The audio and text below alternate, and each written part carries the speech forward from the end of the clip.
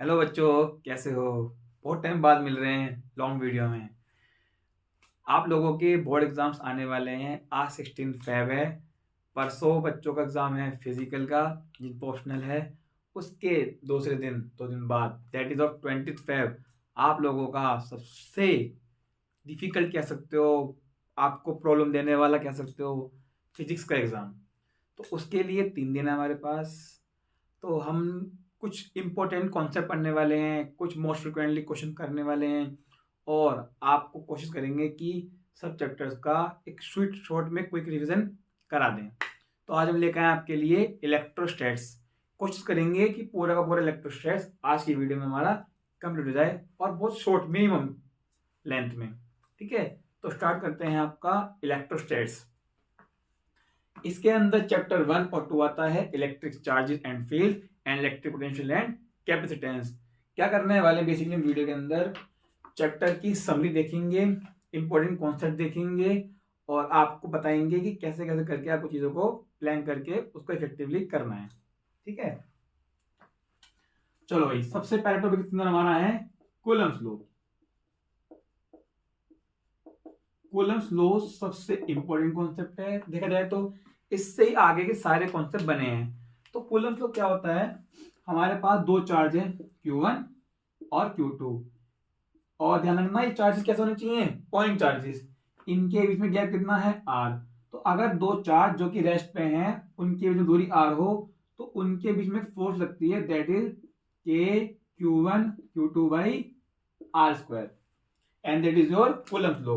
Coulomb ये कहता है कि जो दो चार्ज होंगे उनके चार्ज के मल्टीप्लाई के डायरेक्टली प्रोपोर्शनल होती है इलेक्ट्रोस्टैटिक फोर्स, और डिस्टेंस के स्क्वायर के इनवर्सली होती है। ये हमारा कांस्टेंट है, और के हमारा होता है 1/4πε0। अगर फ्री स्पेस हुआ तो ε0, और अगर मीडियम हुआ it will replace by εm, that is the relative permittivity of medium. साथ में आ जाएगा हमारा Q1 Q2/R²। ये रहा आपका सिंपल सा कूलम्स लॉ। अब क्योंकि फोर्स है तो इसकी यूनिट क्या आएगी? न्यूटन। और फोर्स वेक्टर क्वांटिटी है, तो इसके पर डायरेक्शन भी होगी। अगर दोनों चार्ज पॉजिटिव हुए तो रिपल्सिव, नेगेटिव हुए तो भी रिपल्सिव। अगर एक प्लस एक माइनस हुआ तो अट्रैक्टिव। तो अगर हमारी फोर्स पॉजिटिव आई तो समझ जाना ये फोर्स कैसी है? रिपल्सिव। रिपल्सिव कब आएगी? जब Q1 और Q2 का मल्टीप्लाई 0 से बड़ा आएगा। ये हमारा 2024 के बोर्ड एग्जाम में एक एमसीक्यू था, इसमें बोला गया था बताओ चार्ज का नेचर, फोर्स का नेचर कैसा होगा।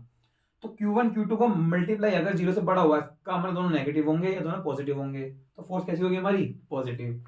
और अगर हमारा एक चार्ज पॉजिटिव हुआ और एक नेगेटिव हुआ, तो फोर्स कैसी हो जाएगी हमारी? एट्रैक्टिव। Q1 और Q2 की वैल्यू 0 से छोटी होगी, इसका मतलब होता है वैल्यू क्या आने वाली है? नेगेटिव। ठीक है, और अगर हमारे पास दो चार्ज के जगह 3 चार्ज, 4 चार्ज, 5 चार्ज हुए, तो कैसे निकालोगे फोर्स? बहुत ध्यान से देखना। अगर हमारे पास एक चार्ज Q1, एक चार्ज Q2, एक चार्ज Q3, और आपको बोला कि भाई फोर्स निकालो किस पे? Q1 पे। तो कुछ नहीं करना, जहां पर भी दो या दो से ज्यादा चार्जेस होते हैं, तो कूलम्स लॉ कहता है प्रिंसिपल सुपरपोजिशन का मिलके कि इस पे अगर फोर्स निकालनी है तो इस पे फोर्स ये भी लगाएगा और ये भी लगाएगा। तो कुछ नहीं करना, इनके बीच का डिस्टेंस गिवन होगा R1, और इनके बीच का फॉर एग्जांपल R2। तो आपको इनकी इंडिविजुअल फोर्स निकालनी है, और क्या कर देना उसका?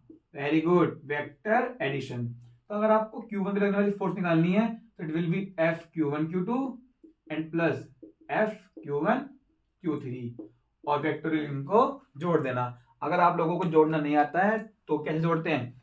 इसकी वैल्यू निकाल लेना कूलम्स लॉ से, और उसके बाद कर देना √F1 का स्क्वायर, F2 का square, 2F1 F2 cos theta. आपकी नेट फोर्स निकल जाएगी। सर ये एंगल कौन सा है? तो एंगल होगा F1 और F2 के बीच का। मान लो F1 धर है और F2 धर है, तो इनके बीच का जो एंगल है वो हो जाएगा यहाँ पर थीटा, और आपकी नेट फोर्स आएगी इसके कहीं बीच में से। इस तरीके से आपको कूलम्स लॉ अप्लाई करना है। ठीक है, अब आता है रोल इस एप्सिलॉन का। फॉर एग्जांपल अगर ये दोनों चार्ज किसी मीडियम में हुए, अगर ये दोनों चार्ज किसी मीडियम में हुए in a medium of permittivity epsilon M, sir ये फोर्स क्या बन जाएगी? तो ध्यान रखना है, अगर ये दोनों चार्ज किसी पर्टिकुलर मीडियम में आ गए जिसकी परमिटिविटी एप्सिलॉन एम है और जिसका इलेक्ट्रिक क्वेश्चन कितना है? एप्सिलॉन आर, तो हमेशा उस मीडियम के अंदर फ्री स्पेस के मुकाबले फोर्स एप्सिलॉन आर, या कह सकते हो डाइलेक्ट्रिक कांस्टेंट टाइम्स, कम हो जाती है। सपोज करो एयर के अंदर जो फोर्स है वो है हमारी 80 न्यूटन फॉर एग्जांपल, और अगर हम इन दोनों चार्जों को ले जाएं पानी के अंदर, तो पानी का डाइलेक्ट्रिक कांस्टेंट होता है 80, तो वहां पर पानी के अंदर फोर्स कितनी रहेगी? जो भी फ्री स्पेस में है अपॉन डाइलेक्ट्रिक कांस्टेंट की value, that is 80/80 will give you 1 Newton. इसका मतलब यह है एयर में जो दो चार्ज के बीच की फोर्स होती है वो मैक्सिमम होती है, किसी भी मीडियम में ले जाओगे उनके बीच में लगने वाली फोर्स कम ही होने वाली है बाई के टाइम। के क्या है? डाइलेक्ट्रिक कांस्टेंट और रिलेटिव परमिटिविटी। इसको नोट डाउन करो फटाफट, चलते हैं नेक्स्ट टॉपिक पे।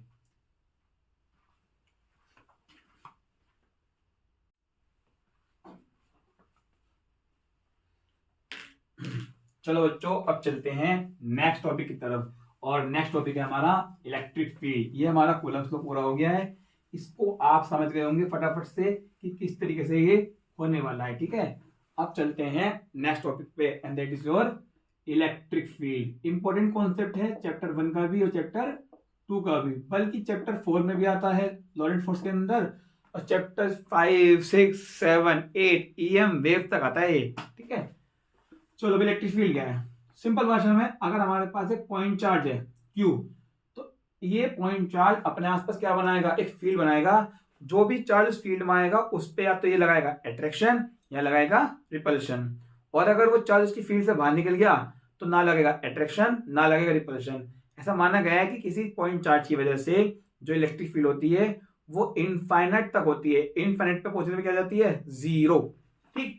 तो अगर हम इस पॉइंट चार्ज की वजह से एक r डिस्टेंस दूर P पॉइंट ले लें, तो इस P पॉइंट पे इस चार्ज की वजह से जो फील्ड बनेगी इसके आसपास, उस फील्ड की वैल्यू कितनी होगी? तो जो हमारा बेसिक फॉर्मूला कहता है वो कहता है कि जो इलेक्ट्रिक फील्ड है वो electrostatic force per unit charge होती है। मतलब अगर मैं इस P पॉइंट पे कोई रैंडम चार्ज ले आऊं, मान लेते हैं वो चार्ज हमारा टेस्ट चार्ज है, तो इनके बीच में लगने वाली फोर्स दैट इज Fe और divide by this charge that is Q0। तो अगर आप इसको डिवाइड कर दोगे you will gate electric field. Electric field का मतलब होता है कि electrostatic force per unit coulomb is called electric field. इसकी यूनिट क्या आएगी? फोर्स की होती है न्यूटन, चार्ज की होती है coulomb, that will be your Newton पर कूलम। यहां से जो काम का वो ये है इलेक्ट्रोस्टैटिक फोर्स। जब भी कोई चार्ज पार्टिकल इलेक्ट्रिक फील्ड में रखा होता है उस पर लगने वाली फोर्स होती है QE, ठीक है। लॉरेंट्ज फोर्स में भी आता है ये। तो फॉर एग्जांपल यहां पर ये इलेक्ट्रिक फील्ड है, ठीक है, और इलेक्ट्रिक फील्ड लाइंस है, और अगर हम इसके अंदर एक चार्ज रख दें तो इस चार्ज पे पक्का हमेशा, चाहे चार्ज रेस्ट में हो चाहे चार्ज मोशन में हो, इसके ऊपर इलेक्ट्रोस्टैटिक फोर्स लगने वाली है, and that will B QE। जब भी कोई चार्ज होगा उस पे इलेक्ट्रिक फील्ड से इनटू कर दोगे and you will get total electrostatic force on that given charge, ठीक है।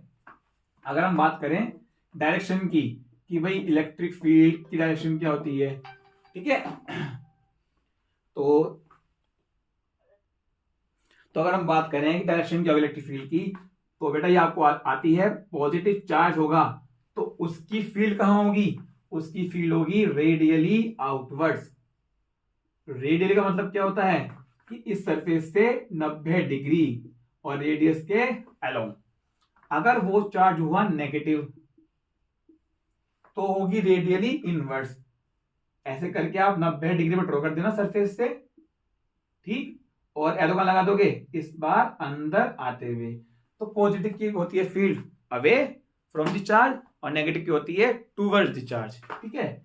और अगर यहां पर हम दोनों चार्ज साथ में ले लें तो एक +Q है और एक -Q है, और आपको पता होना चाहिए जब दो चार्ज इक्वल होते हैं और अपोजिट होते हैं they form yes electric dipole. तो इसमें से निकलेगी और इसमें पहुंच जाएगी। इस तरीके से ये इलेक्ट्रिक फील्ड हमारी बन जाएगी।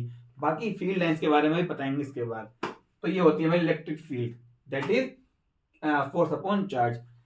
ये तो हमारा बेसिक फॉर्मूला है, बट अगर पॉइंट चार्ज है तो उसकी वजह से एक स्पेसिफिक फॉर्मूला आता है, फोर्स की वैल्यू रख के k q1 q2 by R square, q से क्यू कट जाता है and you will get k q by R square. तो अगर कोई पॉइंट चार्ज है तो उसकी वजह से जो इलेक्ट्रिक फील्ड होती है वो होती है k q by R square.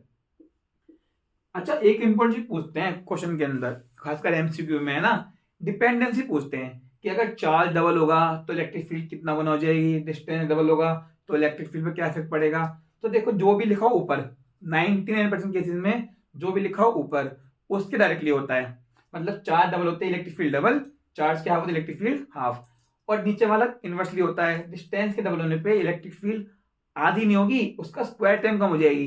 तो अगर डिस्टेंस डबल हुआ तो उसको स्क्वायर करो 4, इलेक्ट्रिक फील्ड 1/4 हो जाएगी। और डिस्टेंस अगर हाफ हुआ तो उसको स्क्वायर करो 1/4, इसका मतलब ये है इलेक्ट्रिक फील्ड 4 गुना हो जाएगी। तो नीचे वाले पे इनवर्सली होता है, मतलब कि ये बढ़ाओगे तो ये घटेगा, ये घटाओगे तो ये बढ़ेगा। चार्ज पे क्या होता है डायरेक्टली, चार्ज बढ़ाओ फील्ड बढ़ जाएगी, चार्ज घटाओ फील्ड कट जाएगी। ठीक है, तो ये हमारा पॉइंट चार्ज का फॉर्मूला है। पॉजिटिव हुआ तो उसकी तरफ बाहर तरफ होगी, नेगेटिव हुआ तो उसकी इनवर्ड होगी। That is all about electric field. इसको करो, इसके बाद चलते हैं इलेक्ट्रिक फील्ड लाइंस पे। चलो बच्चों अब चलते हैं इलेक्ट्रिक फील्ड लाइंस पे। और देखो इलेक्ट्रिक फील्ड लाइंस को एक दो इंपॉर्टेंट क्वेश्चन से पूरा का पूरा मैं आपको समझा दूंगा किस तरीके से इलेक्ट्रिक फील्ड लाइंस बनती हैं। ठीक है, आप सब लोगों ने इलेक्ट्रिक डायपोल की वजह से बनने वाला फील्ड लाइन पैटर्न देखा होगा, बट मे भी काफी बच्चों को ये नहीं पता होगा कि वो पैटर्न ऐसा बनता क्यों है। ठीक है, उसको देखते हैं, ध्यान से देखना। नेक्स्ट है हमारा फील्ड लाइंस की प्रॉपर्टी। कौन सी field lines, electric field lines. Field lines की प्रॉपर्टी बहुत सारी होती हैं। ठीक है, देखो तो मैं एग्जांपल ले लेता हूं। एक पॉइंट चार्ज है प्लस क्यू, ठीक है, इसकी वजह से इलेक्ट्रिक फील्ड कहां होगी, बिल्कुल सही बच्चों, अवे। अब सपोज करो हमारे पास एक चार्ज और आ गया माइनस क्यू, इसमें होती है टूवर्ड्स। तो हमेशा इलेक्ट्रिक फील्ड लाइंस पॉजिटिव से निकलती हैं और नेगेटिव में पहुंचती हैं। इसका मतलब पॉजिटिव से तो स्टार्ट होती हैं और नेगेटिव पे खत्म हो जाती है, इसको बोलते हैं टर्मिनेट। तो इलेक्ट्रिक फील्ड लाइंस पॉजिटिव से निकलती हैं और नेगेटिव पे खत्म हो जाती हैं। इसका मतलब ये क्लोज लूप नहीं बनाते हैं जैसे मैग्नेटिक फील्ड लाइंस बनाती हैं, क्लोज लूप नहीं बनाएंगे बच्चों। ठीक है, निकलती पॉजिटिव से नेगेटिव पे खत्म हो जाती है, क्लोज लूप नहीं बनाते हैं। ठीक है, अब सपोज करो यहां से, और ध्यान रखना ये हमेशा 90 डिग्री हो किसके, कंडक्टर के और चार्ज वाले सरफेस पे। अब देखो एक फील्ड लाइन यहां से निकलेगी 90 डिग्री पे, है ना, अभी कहां जाएगी, ये तो यहां जा रही होगी यहां पर, बट आपको पता है कि ये लाइन ऐसे ना जाके ऐसे आ जाती है। तो ऐसे कोई ना कि कहीं से भी आ जाएगी, बस हमने पढ़ लिया और रट लिया। इलेक्ट्रिक फील्ड लाइंस जो है ना, इलेक्ट्रिक फील्ड लाइंस ये रिपेल होती हैं, रिपेल किससे, रिपेल बाई पॉजिटिव चार्ज, और ये अट्रैक्ट होती हैं किससे, अट्रैक्ट बाई नेगेटिव चार्ज। अगर रास्ते में कोई पॉजिटिव चार्ज आ गया तो उसे दूर भागती हैं, और नेगेटिव आ गया तो उसके पास चली जाती हैं कि हम तो तुम्हारे पास आएंगे। ठीक है, तो ये फील्ड लाइन जा रही है, अब इसके रास्ते में कौन है, नेगेटिव है। सर रास्ता वहां का है, रास्ता तो यहाँ पर है, बेसिकली अलग अलग है। देखो ये इधर कहीं पाथ पे पड़ रहा है तो ये अच्छा खासा ऊपर जा रही है, तो ये इस लाइंस को यहां से मोड़ के अपने अंदर एंटर करवा देंगी, और वो भी 90 डिग्री पे। ठीक है, ऐसे यहां से निकलेगी फील्ड लाइन 90 पे, तो ये भी मुड़ के इसमें पहुंच जाएगी 90 पे।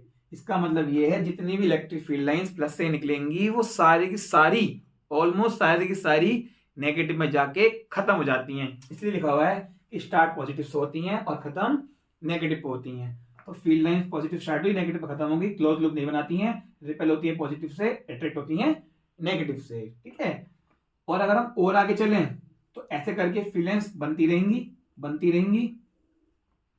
और ध्यान से देखो आप, यहां पर जहां पर चार्ज है, जहां पर चार्ज है वहां पर फील्ड लाइंस ज्यादा हैं, और थोड़ा दूर जाने पे फील्ड लाइंस हमारी दूर दूर हो रही हैं। तो इसका मतलब ये हुआ जहां पर फील्ड लाइंस पास पास होती हैं, इसका मतलब हुआ डेंसिटी हाई हुई। भाई पास पास का मतलब क्या है, डेंसिटी हाई।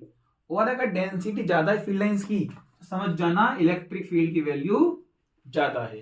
ठीक है, देखो वैसे तो इलेक्ट्रिक फील्ड का मतलब होता है area, the region around the charge, और उसकी ताकत को बोलते हैं इलेक्ट्रिक फील्ड इंटेंसिटी। बट हम जनरल वे में इलेक्ट्रिक फील्ड की ताकत को, स्ट्रेंथ को ही इलेक्ट्रिक फील्ड बोल देते हैं। वैसे होता हुआ है इलेक्ट्रिक फील्ड इंटेंसिटी, उसी का सिंबल होता है ई। बट हम इलेक्ट्रिक फील्ड इंटेंसिटी को जनरली इलेक्ट्रिक फील्ड बोल देते हैं। ठीक है, तो डेंसिटी ज्यादा होगी तो इलेक्ट्रिक फील्ड ज्यादा होगी, डेंसिटी कम हुई तो इलेक्ट्रिक फील्ड कम होगी। इसका मतलब इलेक्ट्रिक फील्ड की पावर यहां ज्यादा होगी, यहां पर कम होगी। ठीक है, चलो अब एक छोटी सी प्रॉपर्टी जो सबको याद होगी, दो फील्ड लाइंस, दो इलेक्ट्रिक फील्ड लाइंस कभी भी इंटरसेक्ट नहीं करती। Two field lines never ever intersect each other. ठीक है, क्यों नहीं करती सर, हमने रट्टा मार रखा है। ठीक है, देखो होता क्या है, यहां पर हमारी फील्ड लाइन है, मैं हर चीज आपको समझा रहा हूं एक एग्जांपल से। यहां पर हमारी इलेक्ट्रिक फील्ड लाइन है, तो डायरेक्शन क्या फील्ड लाइन की सर, प्लस से माइनस। हमेशा इलेक्ट्रिक फील्ड लाइन की डायरेक्शन या इलेक्ट्रिक फील्ड की डायरेक्शन प्लस से माइनस होती है बच्चों, प्लस से माइनस। बट मैंने कहा सर नहीं, मुझे पूरी की नहीं निकालनी, मुझे तो इस पॉइंट पे निकालनी है। सर मुझे तो इस पॉइंट पे निकालनी है। सर नहीं, मुझे इस पॉइंट पे निकालनी है। भाई जिस भी पॉइंट पे निकालनी है एक टेंजेंट लो और बना दो, बेसिकली एरो लगा दो, वही डायरेक्शन होगी इलेक्ट्रिक फील्ड की।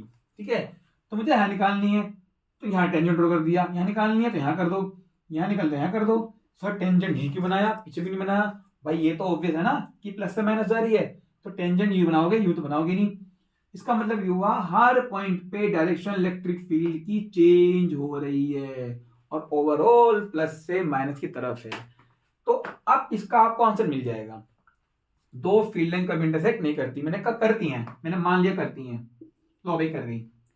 तो सर अगर कर गई तो इस पॉइंट ऑफ इंटरसेक्शन पे अगर मैं डायरेक्शन निकालू इलेक्ट्रिक फील्ड की, तो सर टेंजेंट कहां ड्रॉ करूं, यहां करूं कि यहां करूं? तो दो पॉसिबिलिटी है ना, अगर यहां प्लस माइनस है तो इसका मतलब हुआ इसी पॉइंट पे डायरेक्ट एक फील्ड यहां पर आ रही है और डायरेक्शन यहां पर आ रही है, तो एक ही पॉइंट पे दो डायरेक्शन फील्ड लाइन की इलेक्ट्रिक फील्ड की नहीं हो सकती है। इसका मतलब ये पॉसिबल नहीं है कि दो इलेक्ट्रिक फील्ड लाइंस इंटरसेक्ट कर जाएं, कभी नहीं करती हैं। अब देखो लास्ट प्रॉपर्टी जो आपके काम की है वो ये है कि कभी भी आपको ऐसी फील्ड लाइन दिख जाए, कभी भी दिख जाए ऐसे पेपर में, ठीक है सर ये क्या है, ये चारों पैरेलल हैं, डिस्टेंस इक्वल है और स्ट्रेट है, तो ये सिंबल होता है कांस्टेंट इलेक्ट्रिक फील्ड का। कौन सी बच्चों? कांस्टेंट इलेक्ट्रिक फील्ड का। और अगर ये फील्ड वेरिएबल हुई तो आपको इक्वल डिस्टेंस नहीं मिलने का, तो कुछ आपको इस टाइप से मिल जाएगा।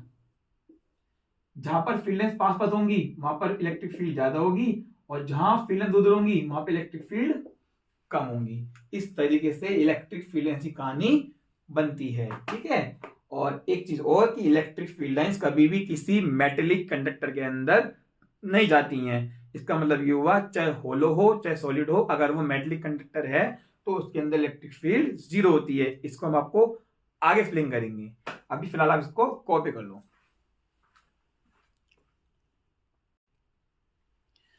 चलो बच्चों अब चलते हैं नेक्स्ट टॉपिक पे। हमारा इलेक्ट्रिक फील्ड भी हो गया, फील्ड लाइंस भी हो गई, गॉस लॉ भी हो गया है। ठीक है, अब चलते हैं डाइपोल। डाइपोल इंपॉर्टेंट टॉपिक है, कई बार बोर्ड एग्जाम्स में आ रहा है, इसको ध्यान से देखना।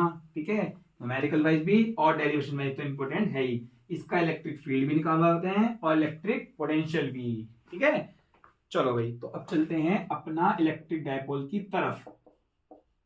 इलेक्ट्रिक डाइपोल, थोड़ा राइटिंग गंदी आ रही है तो उसको थोड़ा सा कॉम्प्रोमाइज करना। ठीक है, समय हमारे पास कम है, तुम्हारे पास भी कम है। ठीक है, देखो एक हमारे पास पॉजिटिव चार्ज है और एक हमारे पास नेगेटिव चार्ज है। ध्यान रखना सारी कहानी चल रही है टेस्ट चार्ज की, सॉरी पॉइंट चार्ज की।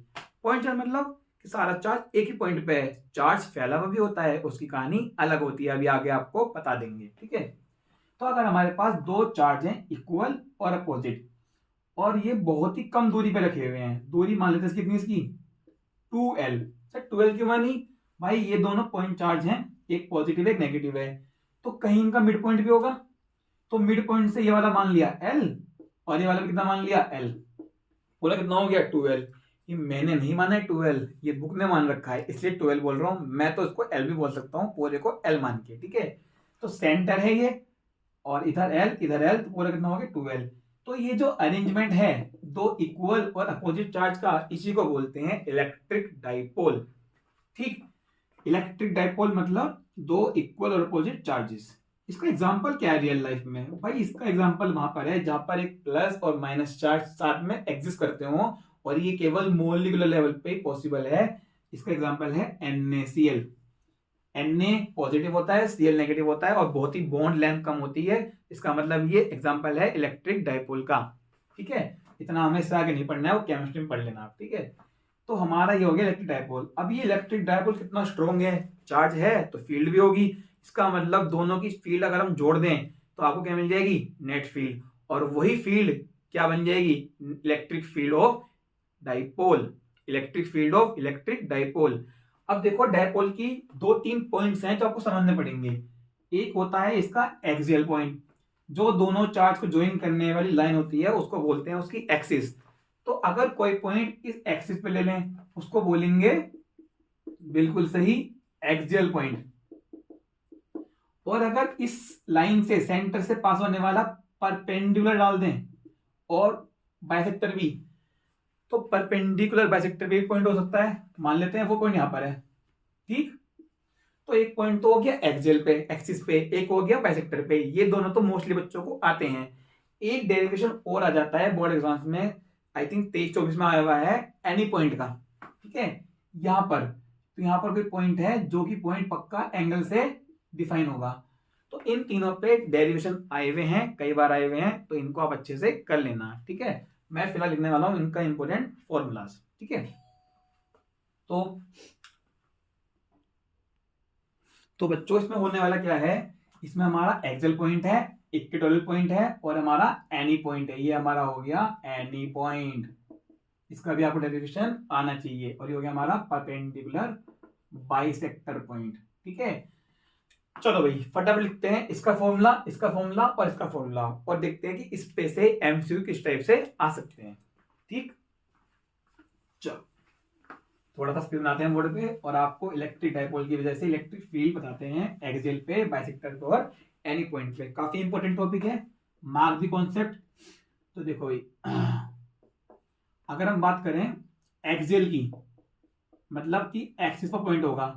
अच्छा एक चीज और ध्यान से देख लो कि अगर एक हमारा चार्ज हुआ -q, एक हुआ +q, ये हो गई इसकी एक्सिस, ये हमारी पूरी की पूरी क्या है इसकी एक्सिस, एक्सिस, और ये हमारा L है और ये भी हमारा L है।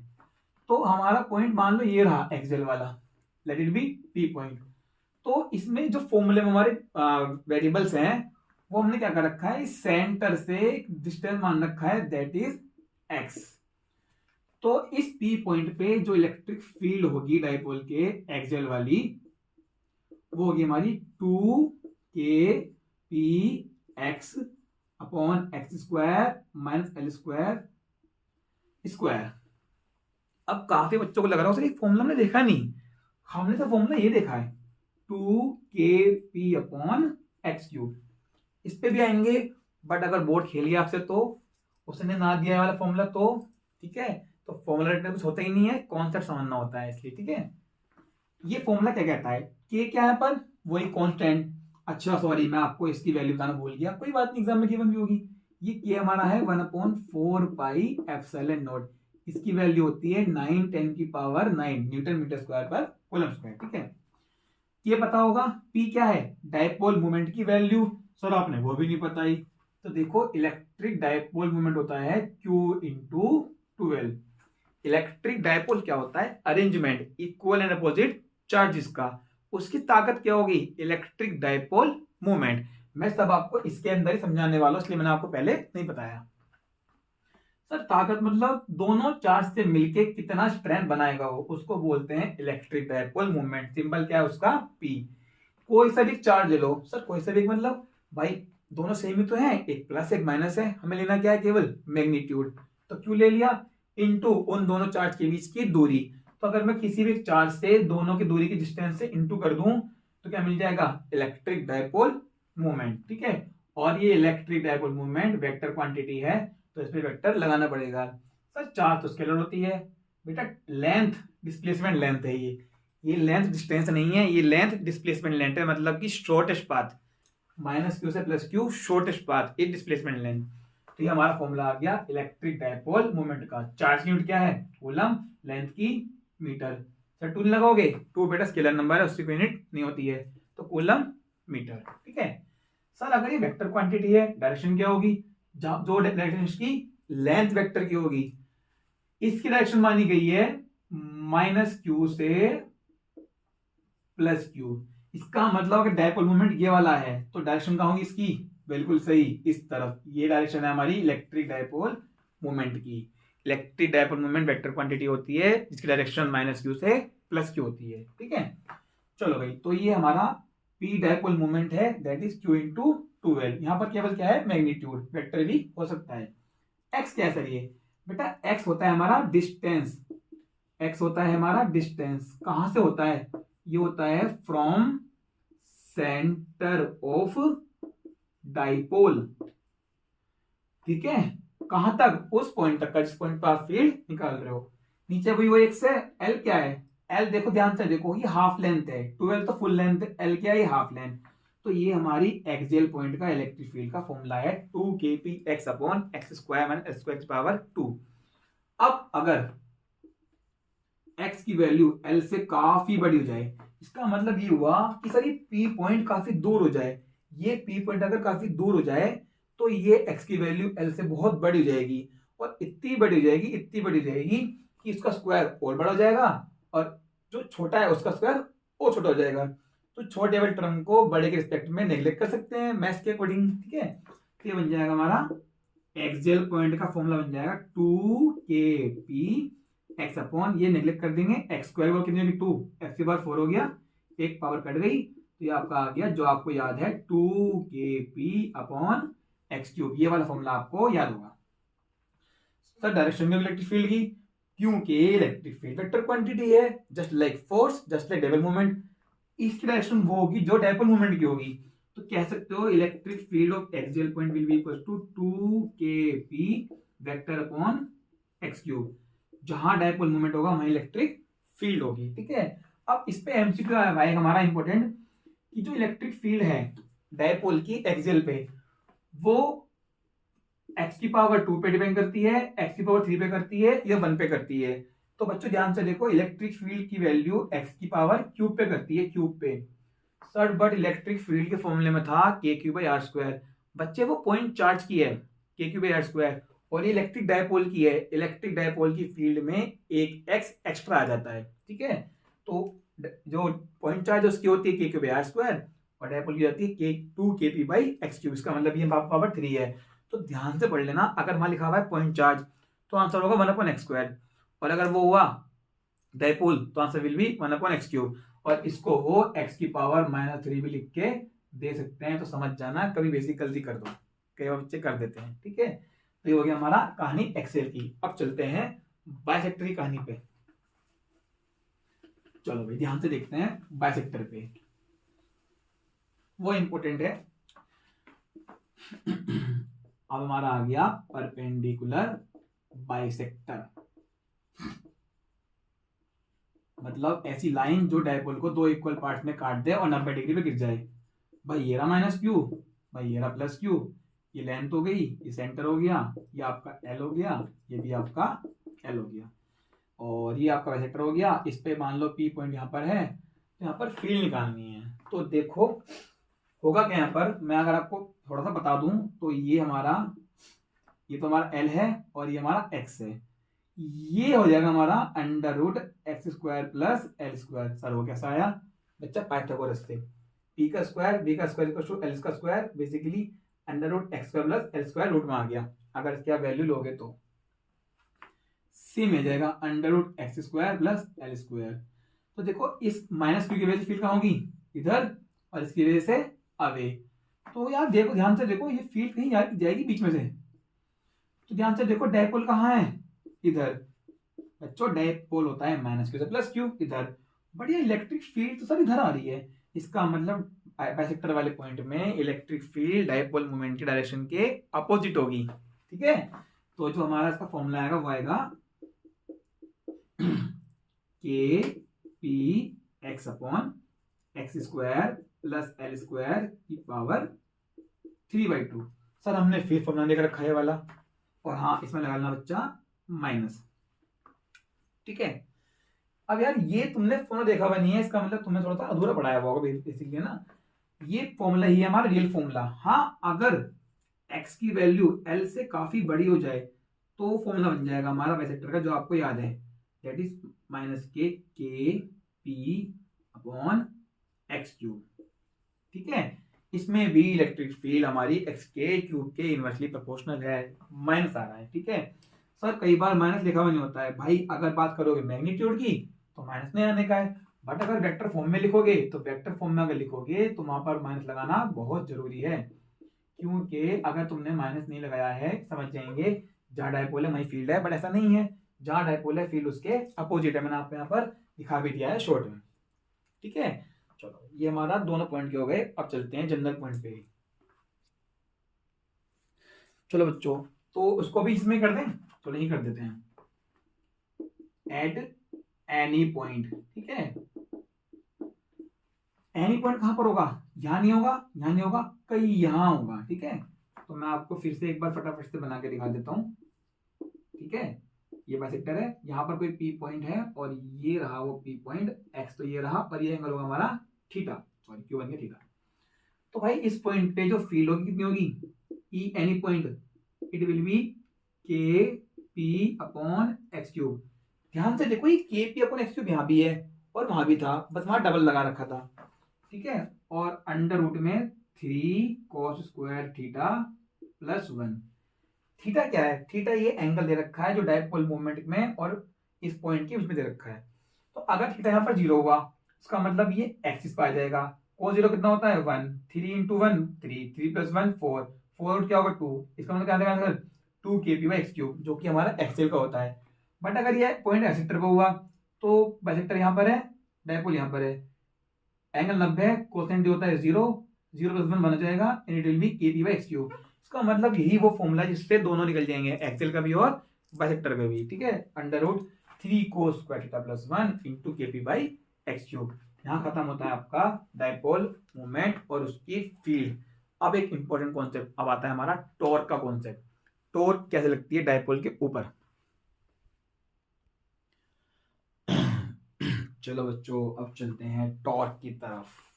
बस टॉर्क, इसके बाद गोस लो, खत्म।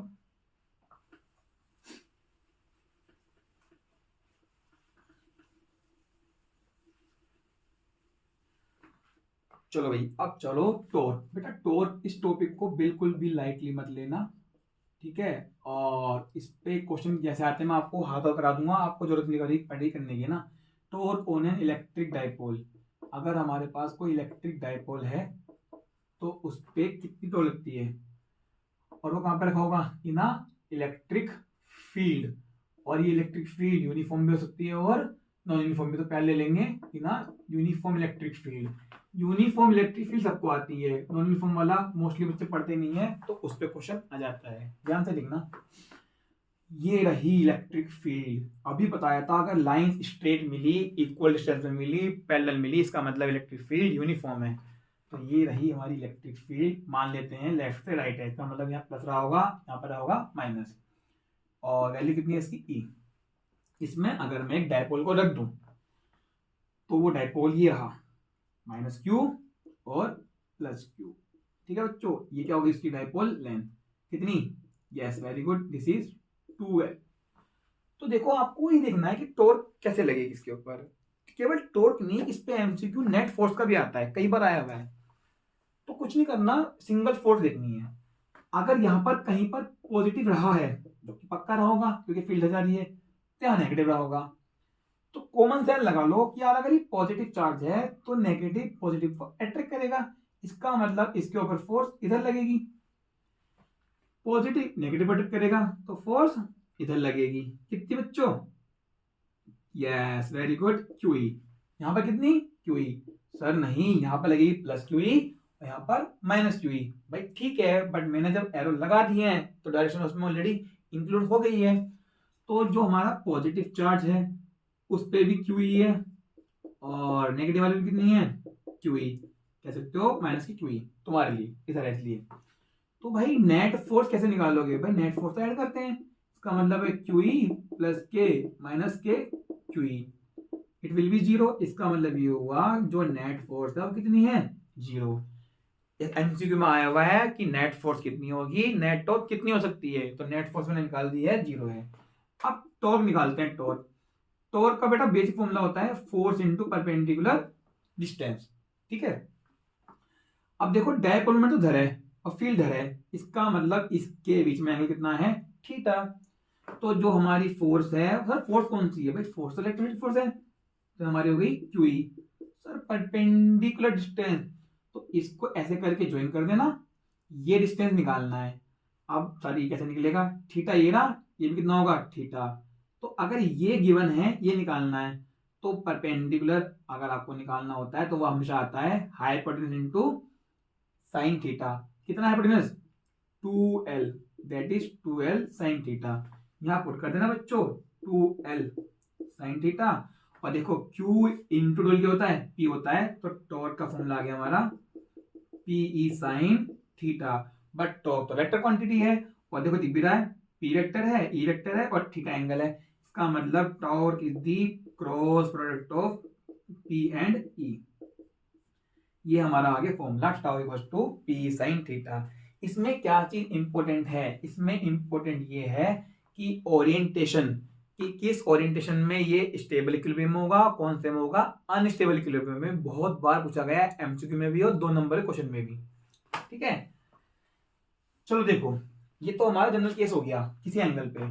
अब अगर मैं इसको 2 स्पेशल केस दूं, इलेक्ट्रिक फील्ड ये रही, ये इलेक्ट्रिक फील्ड, ये इलेक्ट्रिक फील्ड लाइन है ना, ये रहा माइनस क्यू और ये रहा प्लस क्यू, ये इसकी डायपोल लाइन।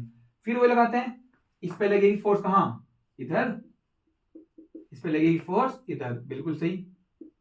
नेट फोर्स कितनी आएगी सर, नेट फोर्स आ गई जीरो। सर टॉर्क बताओ, तो सर ये रही P साइन थीटा। पर ध्यान से देखो, फील्ड इधर है, डायपोल मोमेंट भी इधर है, एंगल कितना होगा जीरो, टॉर्क कितनी हो गई जीरो, टॉर्क हो गई हमारी जीरो। और वैसे भी जब इक्वल एंड अपोजिट फोर्स लगती हैं सेम लाइन पे, सेम लाइन पे, तो टॉर्क क्यों बनेगी, टॉर्क लगनी चाहिए अलग अलग लाइंस पे फोर्स, ऐसे करके जो घूम जाए, जो टर्निंग इफेक्ट मिल जाए। तो अगर एक ही लाइन पे एक फोर्स इधर है एक इधर है, तो ये कहां घूम सकती है, सोचो ना कैसे घूम जाएगी ये। हाँ ऐसे अगर हुआ एक इधर तो वो सीधा हो जाएगा घूम के, या ऐसे हो जाएगा घूम के। इसका मतलब टॉर्क कितनी होगी, जीरो, ठीक है। और अब चलते हैं केस 2 पे, अभी समझाऊंगा इक्विलिब्रियम कौन सा है ना। अगर ये फील्ड ऐसे करके है, ये रही हमारी फील्ड इलेक्ट्रिक फील्ड, ठीक है, और इसके अंदर इस बार हमने चार्ज पलट दिए, प्लस क्यू यहाँ पर है माइनस क्यू यहाँ पर है। तो भाई इधर पक्का पॉजिटिव है, तो ये इस पे इधर ही फोर्स लगाएगा और इस पे इधर लगेगी कितनी, क्यू ई, और यहाँ पे कितनी लगेगी क्यू ई। तो नेट फोर्स अगर आप निकालने गए तो अब भी कितनी आएगी, जीरो आएगी, और टॉर्क बच्चे अब भी जीरो आएगी। बट इस बार एंगल डायपोल धर है, फील्ड धर है, तो इस बार एंगल हो गया हमारा 180 और इसमें हमारा एंगल हो गया 0 डिग्री। अब 2 टाइप के इक्विलिब्रियम होते हैं, स्टेबल और अनस्टेबल। स्टेबल इक्विलिब्रियम सिंपल भाषा में ये होता है कि अगर मैं जहां पर भी वो बॉडी सिस्टम रखा हुआ है उसको उसकी पोजीशन से हल्का सा हिला दूं, और अगर वो हिलाने के बाद भी दोबारा वहीं पर आ जाए तो स्टेबल इक्विलिब्रियम है, और वापस ना आए पूरा घूम जाए वो होता है अनस्टेबल इक्विलिब्रियम। तो अगर मैं इस सिस्टम को ऐसे हिला दूं, मान लो मैंने ऊपर कर दिया, तो माइनस पे लगेगा इधर, प्लस पे लगेगा इधर, तो ये अब भी सीधा हो जाएगा। इसका मतलब बच्चों 0 डिग्री पे होता है स्टेबल इक्विलिब्रियम, स्टेबल इक्विलिब्रियम। और अगर 180 पे मैंने इसको हिला दिया तो इस पे लगेगी इधर, इस पे लगेगी इधर, तो घूम जाएगा। इसका मतलब ये हुआ 180 पे क्या होगा हमारा, बिल्कुल सही 180 पे होगा हमारा अनस्टेबल इक्विलिब्रियम। 0 डिग्री पे होता है स्टेबल, 180 पे होता है अनस्टेबल। क्वेश्चन आ रखा है depict the orientation in which a dipole is in stable equilibrium. What is depict, diagram show कर दो। तो आपको अगर बोला गया स्टेबल का, तो भाई ऐसे बना देना, डायपोल भी इधर फील्ड भी इधर। बोला गया अनस्टेबल का, तो डायपोल इधर, फील्ड इधर, दैट इज 180 डिग्री। ठीक है, ये हमारा इंपॉर्टेंट कॉन्सेप्ट है, इसको मत भूलना, क्या पता इस बार भी बोर्ड एग्जाम में हमारा आ जाए। इंपॉर्टेंट कॉन्सेप्ट है बोर्ड एग्जाम के लिए। ठीक है, तो अगर जीरो हुआ तो स्टेबल, मैंने टी हुआ तो अनस्टेबल, वो कोई भी एंगल हुआ तो टो लग जाएगी। और यहाँ पर इक्विलिब्रियम हमारा केवल कौन सा होगा, केवल ट्रांसलेटरी इक्विलिब्रियम। अगर नेट फोर्स जीरो होती है तो ट्रांसलेटरी सही है। ठीक है, और अगर हमारा टॉप जीरो हुआ तो रोटेशनल इक्विलिब्रियम। तो इसमें ट्रांसलेटरी इक्विलिब्रियम है, रोटेशनल इक्विलिब्रियम नहीं है। इन दोनों में ट्रांसलेटरी भी है और रोटेशनल भी है, एमसीक्यू में आ सकता है, तो तैयार रहना। ठीक है, चलो अब चलते हैं नेक्स्ट टॉपिक पे, इसको करो फटाफट। इसमें एक कहानी और आती है हमारी, अगर फील्ड जो है हमारी नॉन यूनिफॉर्म हुई, तो यूनिफॉर्म फील्ड तो समझ में आपको आ गया।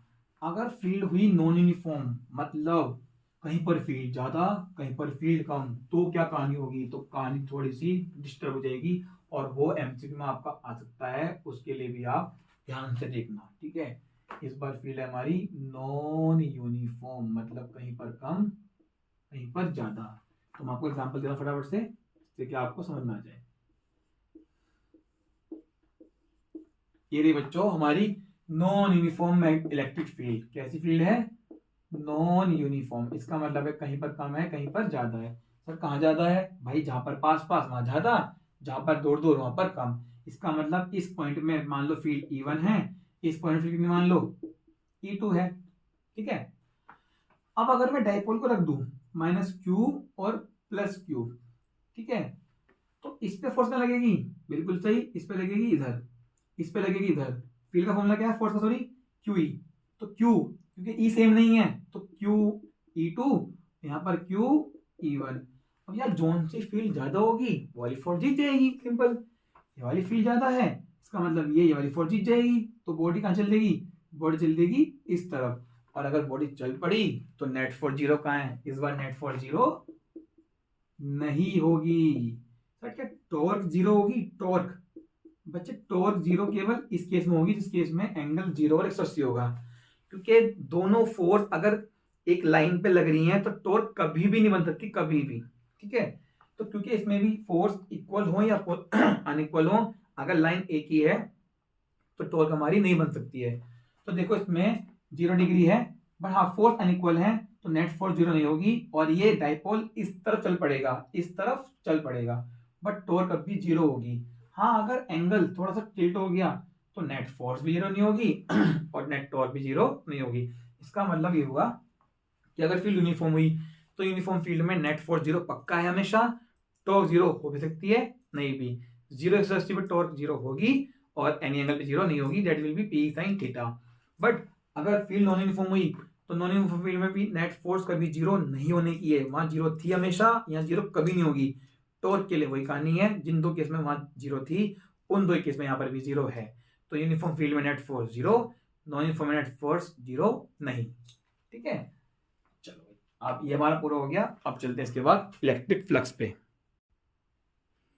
चलो बच्चों अब चलते हैं इलेक्ट्रिक फ्लक्स, उसके बाद घोष लो, फिर हमारा चैप्टर खत्म, इलेक्ट्रिक चार्ज और फील्ड वाला।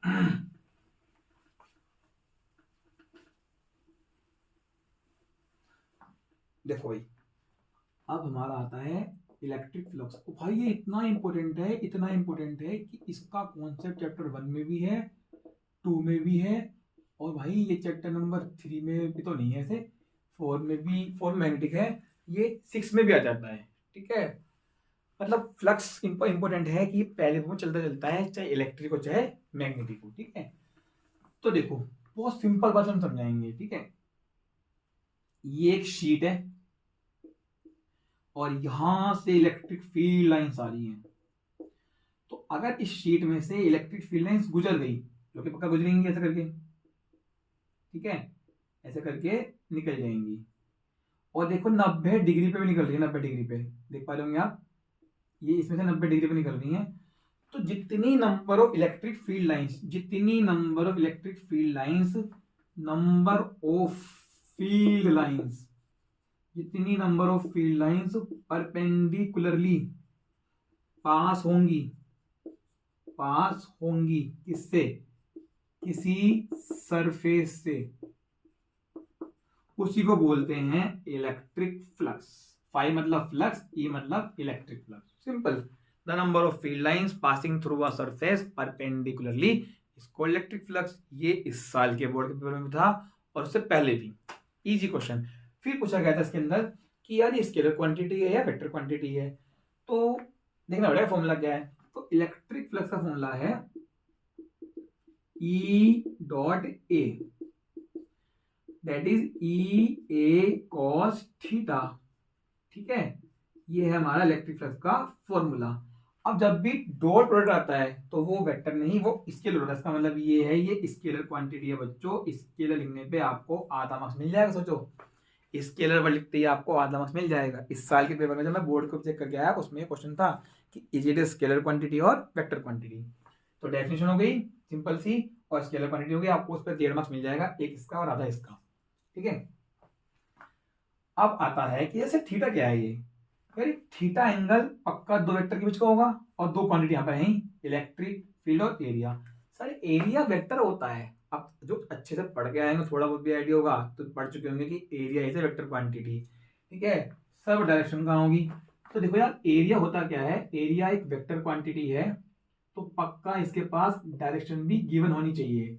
और एरिया अगर वेक्टर क्वांटिटी है, इसके डायरेक्शन होगी, तो वो होगी हमारे पास, फॉर एग्जांपल ये रहा एरिया, ये रही शीट। मैं आपको दिखाता हूं, एक पेपर ले लेता हूं। ये पेपर है, ये रेक्टेंगुलर पेपर है। इसका एरिया कितना होगा, very good, L into B. क्या आपको एरिया दिख रहा है? हाँ दिख रहा है, और मुझे भी दिख रहा है।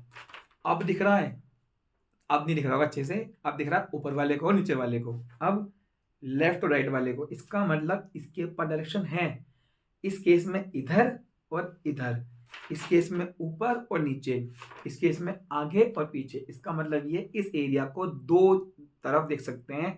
इट मीन इसके पास दो डायरेक्शन है, आगे पीछे, लेफ्ट राइट और ऊपर नीचे। तो ये हमारी 2D फिगर है, that is open surface. Open surface, close surface पे भी इस साल बोर्ड के पेपर में जो लास्ट साल था उस पर क्वेश्चन था कि डिफरेंशिएट करो ओपन सरफेस क्लोज सरफेस। तो ओपन सरफेस वो जो 2D सरफेस होती है जिसके अंदर कोई वॉल्यूम नहीं होती है, 3D सरफेस वो जिसके अंदर वॉल्यूम ऑक्यूपाई हो सकती है। तो हमारे सर्कल है, 2D है, 3D है, 2D है। तो इसके पास एक वेक्टर होगा इधर, एक होगा इधर, एरिया वेक्टर। ठीक है, इसका मतलब ये हुआ जो भी एरिया होगा, जो भी एरिया होगा हमेशा एरिया वेक्टर उसके 90 डिग्री पे होगा। देख लो चाहे, जो भी एरिया होगा, एरिया वेक्टर क्या होगा उसका हमेशा 90 डिग्री पे। तो area is a vector which is always perpendicular to surface area, और बेसिकली एरिया। तो एरिया वेक्टर और इलेक्ट्रिक फील्ड में जो एंगल होगा वही हमारा है theta. Clear, that is your electric flux. अब सुनो एक important point to be noted, जिसपे भी आपको क्वेश्चन आ रहा है बहुत ज्यादा, गॉस लॉ में आपका इस्तेमाल होगा। अगर मैं एक सिंपल सा बॉक्स ले लूं, और ये बॉक्स कैसा है, ये बॉक्स है मेरे बच्चों क्यूबिकल। ठीक है, ऐसे करके इसमें 6 फेस हैं, ये आपको पता होगा 6 फेस हैं। ये लेफ्ट, ये ऊपर नीचे आगे पीछे। ठीक है, अगर मैं यहां से इलेक्ट्रिक फील्ड लाइन छोड़ दूं, बिल्कुल छोड़ दी इलेक्ट्रिक फील्ड लाइन, तो ध्यान से देखो, इस वाले में से पास हो रही हैं, है ना, और इस वाले में से ऊपर नीचे पीछे आगे वाले में से फ्लक्स पास नहीं हो रहा है, क्योंकि ये इसमें से पास नहीं हो रही हैं। ठीक है, और इसमें से ही पास हो रही हैं। अगर मैं आपको एरिया वेक्टर की भाषा में समझाऊं, तो इस वाले फेस को देख सकता है इधर वाला बंदा, इसका मतलब इसका एरिया वेक्टर कहां पर हुआ, इधर। फील्ड इधर है, तो एरिया वेक्टर तो इधर है और फील्ड इधर है। सर अभी तो आपने कहा दो होते हैं, यार वो ओपन के लिए होता है, ये 3D है क्लोज फिगर। मतलब जहां जहां आप उसको देख सकते हो सिंपल भाषा में, वो होती है उसकी डायरेक्शन। तो कहाँ का देख सकते हो उसको, सर केवल आउटवर्ड देख सकते हैं, बाहर से। तो इसका एरिया वेक्टर कहाँ होगा, outward outward outward outward outward outward, मतलब इस क्यूबिकल बाहर की तरफ। ठीक है, तो इधर एरिया वेक्टर हो गया, इधर फील्ड हो गई। तो अगर मैं यहाँ लगाऊं फॉर्मूला ई ए कॉस 180, फील्ड इधर एरिया वेक्टर इधर, तो व्हाट इज कॉस 180 -1। तो जो फ्लक्स होगा इस फर्स्ट फेज के थ्रू वो कितना होगा, -k E A। कुछ बहुत इंपॉर्टेंट बात समझाने वाला हूं, बहुत ध्यान से देखना अगले 2-3 मिनट। ठीक है, अगर मैं निकालू φ2, सर फील्ड इधर है और सारा आपका एरिया वेक्टर भी कहाँ है, इधर। तो मेरे बच्चों यहाँ पर हो गया plus E A cos zero, E A cos zero, it will be E A. यहाँ पर हमारा ई ए कोस 180 है और इट विल बी माइनस के ई ए। तो यार ध्यान से देखो, जब इस क्यूब के, अगर तुम इस क्यूब के अंदर बैठ जाओ तो क्यूब में आने वाला फ्लक्स तो है नेगेटिव और जाने वाला पॉजिटिव। आने वाले को बोलते हैं इनकमिंग फ्लक्स, जाने वाले को बोलते हैं आउटगोइंग फ्लक्स। तो इनकमिंग फ्लक्स आउटगोइंग के इक्वल हो गया, तो जो नेट फ्लक्स है इस पूरे क्यूब से वो जीरो हो जाएगा। सर नहीं, आपने इस वाले फेस से, इस वाले से, इस वाले से, इससे निकाला ही नहीं है मेरे बच्चों। इसका एरिया वेक्टर ये रहा field area, angle zero and cos 90 zero.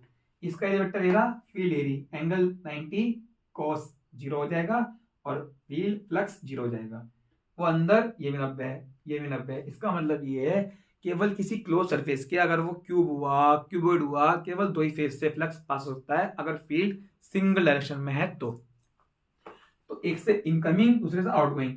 तो इनकमिंग फ्लक्स हमेशा होगा नेगेटिव, हमेशा इनकमिंग नेगेटिव होगा, और जो हमारा आउटगोइंग है वो हमेशा पॉजिटिव होगा। और अगर मैं इस पूरे क्यूब से टोटल फ्लक्स निकालू मेरे बच्चों, तो आप सबका जोड़ दोगे, जो कि आएगा 5 1 5 2 5 3 5 4 5 5 6, कितने जोड़ के कितना आएगा, 0। इसका मतलब ये हुआ अगर कोई क्लोज सरफेस है सिमेट्रिकल तो इनकमिंग आउटगोइंग के इक्वल होगा। अगर फील्ड यूनिफॉर्म हुई तो इसका मतलब ये है टोटल फ्लक्स कितना आ गया हमारा, 0। इनकमिंग आउटगोइंग के इक्वल हो गया है इसलिए, ठीक है। This is all about electric flux. अब चलते हैं हमारे लास्ट टॉपिक पे, दैट इज गॉस लॉ। चलो बच्चों, अब चलते हैं हमारे इलेक्ट्रिक फ्लक्स का प्रिंसिपल यूज करने, जो कि गॉस लॉ के अंदर है। मैंने आपको एरिया वेक्टर बता दिया है, एरिया वेक्टर बहुत काम की चीज है, ठीक है। इसको हल्के मत लेना वरना आपको हल्का कर देगा। अब चलते हैं इलेक्ट्रिक फ्लक्स का इस्तेमाल करने, that is in Gauss law. देखो पहले समझो कि इसकी इंपॉर्टेंस क्या है, बिल्कुल शॉर्ट में समझाएंगे ना, बिल्कुल टाइम वेस्ट नहीं होगा। अगर मुझे किसी क्लोज सरफेस के थ्रू, फॉर एग्जांपल अगर मैं आपका एग्जांपल ले लूं एक, कि हमारे पास एक सिलेंडर है, ये रहा, इस सिलेंडर के थ्रू मुझे क्या निकालना है, इलेक्ट्रिक फ्लक्स निकालना है, ठीक है। उसके लिए फील्ड बतानी चाहिए, तो भाई ये रही फील्ड, ये रही आपकी फील्ड, ठीक है। तो इलेक्ट्रिक कितनी है, ई, तो कुछ नहीं करना है, आपको फ्लक्स निकालना है। तो फ्लक्स क्या होगा, total flux will be equal to 5 1 plus 5 2 और प्लस 5 3। सर 3 क्यों लिया हमने, भाई एक सर्कुलर एंड वाला, एक ये वाला और एक सी एस से। यहां से तो होगा इनकमिंग, यहां से होगा आउटगोइंग, और यहां पर हो जाएगा हमारा 90 डिग्री एरिया वेक्टर फील्ड में। तो जो हमारा फॉर एग्जांपल 3 ये वाला है, फर्स्ट ये वाला है और सेकंड ये वाला है, ये तो मेरे बच्चे 0 हो गया, ठीक है। ये कितना होगा, इनकमिंग है तो नेगेटिव और आउटगोइंग हुआ तो पॉजिटिव, तो 0 तो आ रहा है, इक्वल भी आया क्योंकि इलेक्ट्रिक फील्ड कांस्टेंट है। तो मैं तो आपको बताना चाह रहा हूं कि अगर फ्लक्स निकालना है तो सारे फेसेस का ऐड कर दो, सारे फेसेस का ऐड कर दो और ई ए से ई ए cos थीटा से निकालते रहो, ठीक है। तो अगर फ्लक्स निकालना है so we have a formula that is E A cos theta. But अब गोस आने वाला है, गोस कह रहा है क्यों इतने टेंशन लेते हो, ई A cos theta, E A cos theta, E A cos theta. Simple सा काम करो, चार्ज लो, परमिटिविटी और फ्री स्पेस से डिवाइड मारो और आपका फ्लक्स आ गया, ठीक है। चलो भाई, तो अब चलते हैं फाइनली गॉस लॉ पे। गॉस लॉ सबसे इंपॉर्टेंट टॉपिक है, सबसे इंपॉर्टेंट टॉपिक है इस चैप्टर के अंदर, स्कूल वालों के लिए भी और बोर्ड एग्जाम के लिए, ठीक है। हमारा चल रहा है गॉस लॉ, इस चैप्टर का फाइनली लास्ट टॉपिक, ठीक है। तो गॉस लॉ ये बोलता है कि अगर हमारे पास कोई चार्ज है, बिल्कुल सिंपल भाषा में समझाऊंगा बेटा, एक चार्ज है, पॉइंट चार्ज होना चाहिए, ठीक है, यहां पर फिलहाल। तो अगर मुझे इस चार्ज से पास निकलने वाला फ्लक्स निकालना है तो सबसे पहला काम करो कि मुझे, तुम्हें अगर मेरा गॉस लॉ लगाना है तो इस चार्ज को बंद कर दो ऐसे 3D सरफेस के अंदर जो इस चार्ज के अबाउट सिमेट्रिकल हो। दोबारा सुनो, अगर किसी भी चार्ज की वजह से पास होने वाला फ्लक्स निकालना है तो पहला और इम्पोर्टेंट काम करना है कि इस चार्ज को किसी 3D फिगर के अंदर बंद कर दो इस तरीके से कि वो सिमेट्रिकल हो इस चार्ज के अबाउट। तो इस चार्ज के अबाउट सिमेट्री कैसे होगी? इस चार्ज के अबाउट सिमेट्री केवल इसके लिए क्यूब बना सकता है और स्फीयर, मतलब ओ शेप बन सकती है। मैं तो बताना चाह रहा हूँ कि आपको इसको बंद डिब्बे में बंद करना है और जो कि क्या हो 3D हो। तो अगर मैंने इस चार्ज को एक स्फीयर में बंद कर दिया, सिमेट्रिकल हुआ। क्यों? क्योंकि स्फीयर से सरफेस से अगर ये चार्ज सेंटर पर रखा हुआ है तो डिस्टेंस सेम होगा R R R R R. तो अगर आपने ऐसे बंद कर दिया है तो इस क्लोज सरफेस से, इस स्फीयर से पास होने वाला जो फ्लक्स होगा, इलेक्ट्रिक फ्लक्स, वो होगा कितना? जो भी इस क्लोज सरफेस के अंदर चार्ज है, और इस सरफेस को बोलते हैं गॉसियन सरफेस। क्योंकि गॉस लॉ लग रहा है इसलिए बोल दिया गया है गॉसियन सरफेस। ठीक है, जितना भी बॉक्स के अंदर चार्ज है divide by permittivity of free space. अगर कोई मीडियम हुआ तो भाई डिवाइड कर देना परमिटिविटी ऑफ मीडियम से, सिंपल है ना। क्यों इनसाइड कौन एप्सिलॉन आउटसाइड, तो बहुत इजी हो गया। तो इस पर्टिकुलर स्फीयर से अगर आपको फ्लक्स निकालना हो, दो तरीके हैं, ई ए cos थीटा, एक हो गया गॉस लॉ। तो जो इसकी तीन एप्लीकेशंस हैं, स्ट्रेट वायर की, इनफिनिट वाला, और इनफिनिट शीट की जो कि काफी काम आती है, और स्फीयर की, उसको ड्राइव करने के लिए कुछ नहीं करना बच्चों, कुछ भी, इतना सिंपल है, कोई भी कर देगा, आप डरते हुए मतलब क्यों। एक बार निकालना φ1 φ2 φ3 करके, और एक बार इसको इक्वल रख देना, और इक्वल रखने के बाद सिंपल इलेक्ट्रिक फील्ड निकाल देना।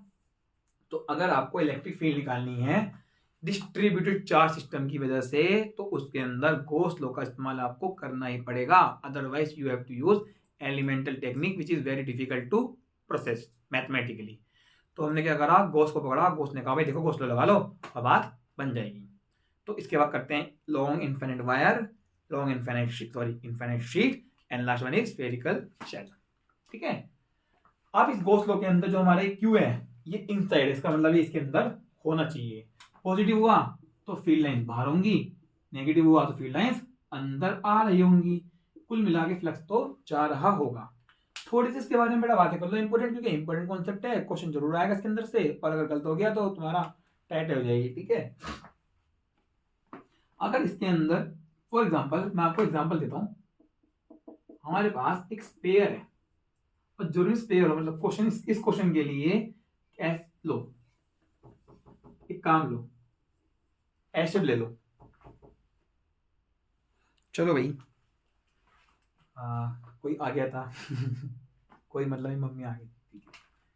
ये हमारा एक क्लोज सरफेस है, क्लोज सरफेस, इस पे एक चार्ज है मेरे बच्चे Q1, एक चार्ज है Q2, एक चार्ज है Q3, एक चार्ज है Q4, एक चार्ज है Q5।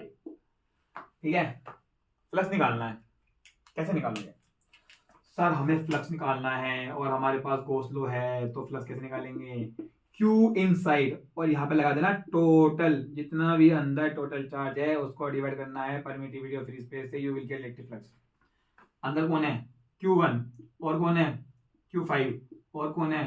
Q2, दोनों बाहर में बाहर निकालो, upon epsilon not, you will get total electric flux. Simple है। ठीक है, अब यार एक क्वेश्चन बहुत बार रिपीट हुआ है आपके जेई में भी, मतलब बोर्ड एग्जाम्स में भी, मतलब थोड़ा टिपिकल सा है।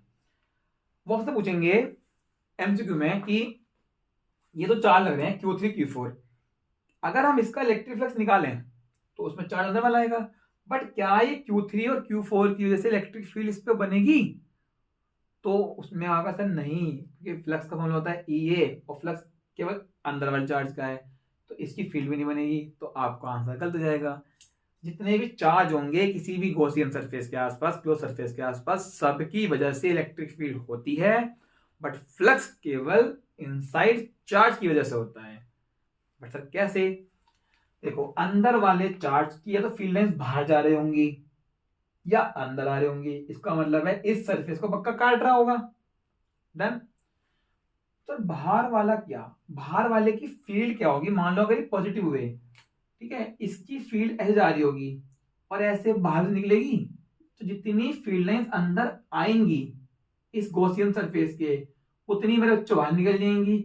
इसका मतलब incoming flux will be equal to outgoing flux. और अगर इसका फ्लक्स इसके अंदर इनकमिंग और आउटगोइंग बराबर हो गया है तो कट जाएगा। अभी समझा दो पीछे, ठीक है। इसलिए बाहर वाले चार्ज की फील्ड तो होती है इसके ऊपर, बट फ्लक्स इंक्लूड नहीं होता है, क्योंकि इनकमिंग फ्लक्स आउटगोइंग फ्लक्स के इक्वल हो जाता है। इनकमिंग फ्लक्स आउटगोइंग फ्लक्स के इक्वल हो जाएगा हमेशा बाहर वाले चार्ज की वजह से। That's why we can't include outside charges for calculating electric flux, ठीक है। चलो अब चलते हैं फाइनली इसके एप्लीकेशन पे। एक छोटा सा क्वेश्चन देख लो, छोटा सा क्या था जाए। एक स्फेरिकल बॉक्स है, उसमें रखा हुआ है डाइपोल। हाँ बच्चों, डाइपोल रखा हुआ है। तो बताओ फ्लक्स की वैल्यू कितनी होगी। Very good, you are so genius, आप निकाल चुके हो। और इसकी वैल्यू है, सही जवाब, 0। कैसे, ये तो पूछ रहे हैं। तो क्या करना है, flux will be Q inside. तो डाइपोल मतलब इक्वल एंड अपोजिट चार्ज, तो एक होगा प्लस क्यू और एक होगा minus Q upon epsilon not. Plus Q minus Q will B 0, 0 upon permittivity 0, इसका मतलब है फ्लक्स 0। सर कैसे, जस्टिफाई करो। भाई जितना इसके अंदर पॉजिटिव वाले का फ्लक्स बाहर निकल रहा होगा उतना ही नेगेटिव वाले का अंदर भी आ रहा होगा, तो आउटगोइंग फ्लक्स इनकमिंग के इक्वल, नेट फ्लक्स 0। सिंपल सी बात। अब एक और एमसीक्यू तैयार आपके लिए, पूछेंगे कि अगर किसी क्लोज सरफेस से निकलने वाला फ्लक्स 0 है तो क्या ये गारंटी है कि अंदर चार्ज ना हो। जरा देखना, फ्लक्स 0 है कि अंदर चार्ज नहीं है, चार्ज है ना। इसका मतलब है अंदर चार्ज हो भी सकता है और नहीं भी। अगर किसी क्लोज सरफेस से फ्लक्स 0 है तो उसके अंदर चार्ज हो भी सकता है, नहीं भी हो सकता है। अगर फ्लक्स 0 है, हाँ ये एक बात कंफर्म है कि नेट चार्ज 0 होगा। अगर फ्लक्स 0 है तो ये कंफर्म होगा नेट चार्ज 0 होगा। बट ये नहीं है कि चार्ज अंदर नहीं होगा, इंडिविजुअल चार्जेस हो सकते हैं, नेट फ्लक्स पक्का 0 होगा, ठीक है बच्चों। चलो very good, let's go another example. एक एग्जांपल हो रहा है, उसके बाद चलेंगे एप्लीकेशन पे, ठीक है। भाई बहुत काम का है इसलिए बता रहा हूं, ठीक है। जिसको समझ में आ रहा लग रहा है कि इंपॉर्टेंट है भाई देख लेना, बाकी तो आगे छोड़ देना, ठीक है। बट इससे कम बात नहीं बनने वाली, ठीक है। मैं तुम्हें आधे घंटे में बढ़ा दूं पूरा चैप्टर, वो तो पॉसिबल नहीं है, ठीक है। It will need approximately 1 to 1.5 hour, ठीक है। वो भी मिनिमम टाइम है। चलो एक एग्जांपल और है। एक हमारे पास क्यूब है, ठीक है। क्यूब, क्यूब इनका फेवरेट है, बोर्ड वालों का क्यूब फेवरेट है, ठीक है। क्यूब के अंदर सेंटर पर रखा हुआ है चार्ज, तो इसमें से निकालना है फ्लक्स, ठीक है। फ्लक्स निकालते हैं। फ्लक्स का फॉर्मूला होता है sir Q inside upon epsilon not. अरे कितना आसान क्वेश्चन सर पूछ रहे हो, टाइम खराब कर रहे हो। अरे मेरे बच्चों ये कोई ना पूछूंगा, अगर आपसे अंदर चार्ज क्यू है डिवाइड तो कर दोगे परमिटिविटी से। उसने बोला है फ्लक्स निकालना है through each phase, through each phase. तो इस क्यू की वजह से फ्लक्स ऊपर भी, इधर भी, इधर भी, इधर भी, आगे भी, पीछे भी, टोटल 6 फेज से निकल रहा है और निकलता यूनिफॉर्मली है। इसका मतलब अगर ये Q अपॉन एप्सिलॉन नॉट पूरे में से निकल रहा है, इसका मतलब ये 6 पार्ट से मिलकर बना है। तो अगर आपको ईच फेज का निकालना है तो जो पूरा होगा उसको डिवाइड करते हैं मेरे बच्चों 6 से, that will B 1/6 Q by epsilon not. Clear, शाबाश, ठीक है। ये हो गया हमारा। अब एक इंपॉर्टेंट कॉन्सेप्ट, सबसे इंपॉर्टेंट, जो कई बार आया हुआ है अच्छे एग्जाम्स में, है ना। डन, और ये आपको जानना ही पड़ेगा, ठीक है। Important concept, most important concept, ठीक है। Let me check, important concept पूरा आ रहा है, हाँ चलो आ रहा है। देखो भाई देखो, इसमें होता क्या है इंपॉर्टेंट कॉन्सेप्ट के अंदर, इसमें हमारे पास एक क्यूब होता है ना। इसमें हमारे पास एक क्यूब होता है, क्यूब। और क्यूब के 3 चीजें होती हैं। एक होता है क्यूब का वर्टेक्स, एक होता है क्यूब का एज, और एक होता है क्यूब का फेस। और आप समझ गए होंगे, जिनकी तैयारी अच्छी चल रही है वो समझ गए होंगे क्या आने वाला है क्वेश्चन, ठीक है। इसको बोलते हैं वर्टेक्स, इसको बोलते हैं एज, और इसको बोलते हैं फेस, ठीक है। तो वो क्वेश्चन बोलते हैं कि हमारे पास एक क्यूब चार्ज रखा हुआ है क्यूब के वर्टेक्स पे, तो बताओ उस क्यूब से पास होने वाला फ्लक्स कितना होगा, ऐसी एज पे, ऐसी फेस पे। तो देखो अगर फेस पे रखा होगा तो पक्का कहां रखा होगा, यहां पर। तो इस क्यूब जब भी फेस पर रखा होगा तो आधा अंदर होगा आधा बाहर होगा। तो इसको कवर करने के लिए, गॉस लॉ लगाने के लिए ऊपर ढकना पड़ेगा, तो इसको एक क्यू बॉल लगेगा। तो इस पूरी फिगर से पास होने वाला फ्लक्स कितना होगा, Q upon epsilon not. But वो बोल रहा है केवल जिस बॉक्स पे, क्यूब पे वो चार्ज रखा है उससे पास होने वाला बताना है। तो यार अगर दो से मिलके क्यू अपॉन एप्सिलॉन नॉट है तो मेरे बच्चे से कितना जाएगा, बिल्कुल सही, क्यू अपॉन 2 एप्सिलॉन नॉट। तो अगर फेस पे रखा होगा तो it will be Q by 2 epsilon not, और अगर रखा हुआ होगा एच पे तो एच पे होगा तो चार स्क्वायर से कंप्लीट होगा। अभी इतना समय नहीं है कि आप पूरा लॉजिक जान सको, तो अगर एच पे हुआ तो इसको कर देना क्यू अपॉन 4 एप्सिलॉन नॉट, और मेरे बच्चों अगर हुआ वर्टेक्स पे तो कर देना क्यू बाई 8 एप्सिलॉन नॉट। तो मैं दोबारा बोल देता हूं कि अगर क्यूब बोला और बोला कि चार्ज रखा हुआ है फेस पे तो चार्ज फ्लक्स निकालो उस क्यूब से, तो क्यू बाई 2 एप्सिलॉन कर देना, एच के लिए क्यू बाई 4 कर देना, और वर्टेक्स के लिए कर देना Q by 8। That's all about electric flux and Gauss law. अब चलते हैं इनफिनिट वायर, शीट और स्फीयर। ठीक है, चलो बच्चों फाइनली यार 1 घंटे से ऊपर हो गया हमें ये, और इसको हम खत्म करते हैं, है ना। अब चलते हैं गॉस लॉ की एप्लीकेशंस पे। तो electric field due to infinite, sorry long लिखा हुआ मिले या मिले इनफाइनाइट, एक ही बात है मेरे बच्चों। ठीक है, तो अगर मैं लिख दूं लॉन्ग, लॉन्ग मतलब होता है बहुत बड़ा, दैट इज इनफाइनाइट। ठीक है, और वायर भी कैसा है, यूनिफॉर्मली डिस्ट्रीब्यूटेड चार्ज। तो ध्यान रखना अगर किसी लेंथ पे चार्ज फैला हुआ हो तो हम यूज करते हैं लैम्डा, लैम्डा होता है चार्ज अपॉन लेंथ। अगर कहीं पर एरिया हो तो वहां होता है sigma, that is charge upon area. और अगर कहीं पर वॉल्यूम हो और चार्ज वॉल्यूम में फैला हुआ हो तो वहां करते हैं rho, that is Q upon V. तो जहां पर चार्ज फैला हुआ लेंथ पे उसको बोलते हैं लीनियर चार्ज डिस्ट्रीब्यूशन, फैला हुआ अगर एरिया पे उसको बोलते हैं सरफेस चार्ज डिस्ट्रीब्यूशन, और अगर फैला हुआ है वॉल्यूम पे उसको बोलते हैं volume charge distribution. Sigma lambda का हमारा एग्जांपल है वायर, और सिग्मा का हमारा शीट है, और रो का हमारा सॉलिड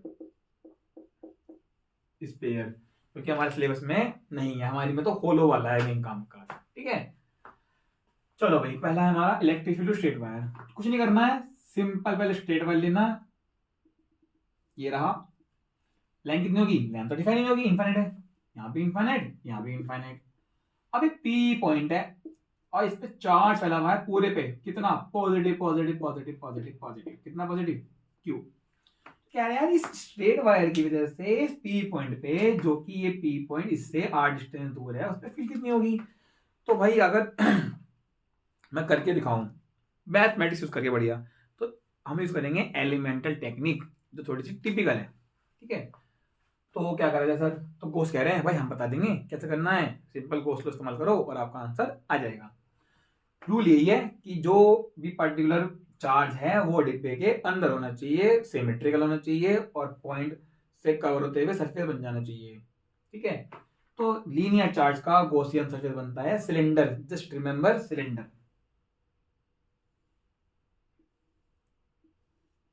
लो भाई लो, बन गया सिलेंडर, 2 मिनट में खत्म कर देंगे। ठीक है सर, असली में क्या होता है बेटा, ये इमेजनरी है, असली में यहाँ पे कोई रखे गया था, इमेजनरी है। ठीक है, इस सिलेंडर की लेंथ कितनी है भाई, कुछ मान लो एल, रेडियस कितनी है, रेडियस वही होगी जो इस पॉइंट की दूरी होगी। ठीक है, इसमें चार्ज कितना होगा अंदर, मुझे क्या पता कितना होगा, मानना पड़ेगा क्यू इनसाइड। तो कुछ नहीं करना, फ्लक्स निकालना है 2 बार, एक बार निकालना है ई से, एक बार निकालना है गॉस लॉ से, इक्वल लगना आपका आंसर आ जाएगा। ठीक है, तो इसके अंदर से जो टोटल फ्लक्स कितना होगा, φ1 φ2 φ3, 3 क्यों, अभी बताया सिलेंडर में 3 होते हैं, एक एरा एक एरा एक एरा। इसको मान लो मेरे बच्चों फर्स्ट, इसको सेकंड मान लो, इसको थर्ड मान लो। इसका एरिया वेक्टर ऊपर, इसका एरिया वेक्टर नीचे, इसका एरिया वेक्टर रेडियली आउटवर्ड। ठीक है, पॉजिटिव चार्ज की फील्ड कैसे होगी, आउटवर्ड, तो ये रही फील्ड बच्चों इसकी, ये रही फील्ड मेरे बच्चों। ठीक है, अब ध्यान से देखो, ये तो जो ये वाला है ये तो बैठ रहा है cos 0, ये वाला बैठ रहा है cos 90, तो जो पहले वाला है वो हो गया है e a cos 90, दूसरे वाला भी हो गया मेरे बच्चों ई ए कॉस 90। तो तीसरे वाला है वो बच रहा है, वो हो गया हमारा ई ए कॉस 0। तो देखो बिल्कुल सिंपल भाषा में मेरे बच्चों ये फ्लक्स आ गया है कितना, टोटल फ्लक्स, ये खत्म, ये भी खत्म, ये tick, that is E A. Equation first ऐसे करना आप लोगों को भी। अब क्या लगाओगे सीधा सीधा by G L. G L क्या है, ये गॉस लॉ है भाई। फ्लक्स कितना जाएगा sir, Q inside upon primitive space. Sir अब अंदर चार्ज कितना होगा, तो देखो चार्ज निकालने का फॉर्मूला क्या है, लैम्डा इनटू एल। लैम्डा क्या है, पर यूनिट लेंथ चार्ज। तो अगर लेंथ एक हुई तो लैम्डा, दो ही तो टू लैम्डा, एल हुई तो एल लैम्डा। तो यहाँ पर जाएगा lambda into L upon epsilon naught. ये हो गई हमारी इक्वेशन नंबर 2। बस कुछ नहीं करना, फ्लक्स इससे निकालो इससे निकालो, आएगा सेम ही। तो क्या रख दोगे, therefore E into A equal to lambda into L upon epsilon naught. Sir ये एरिया कितना है, कर्व सरफेस एरिया कितना होता है 2 पाई आर एच। तो it will be E into 2 pi R H, कितना है यहाँ पर length L, equal to lambda into L upon epsilon naught. L से एल कट गया तो आपका आंसर आ गया E equal to lambda upon 2 pi are epsilon naught. ये हमारा वायर का फॉर्मूला। और ध्यान से देखो यहाँ पर जो फील्ड है वो आर के इनवर्सली है, ये कई बार पूछ लेते हैं डिपेंडेंसी। तो जैसे जैसे दूर जाएगा इलेक्ट्रिक फील्ड की वैल्यू कम हो जाएगी। ठीक है बच्चों, चलो अब चलते हैं number 2, that is your infinite sheet. अब चलते हैं मेरे बच्चों इनफाइनाइट शीट की तरफ। सब दिख रहा है ना, हाँ सब दिख रहा है। थोड़ा सा फ्रेम घुमा देते हैं,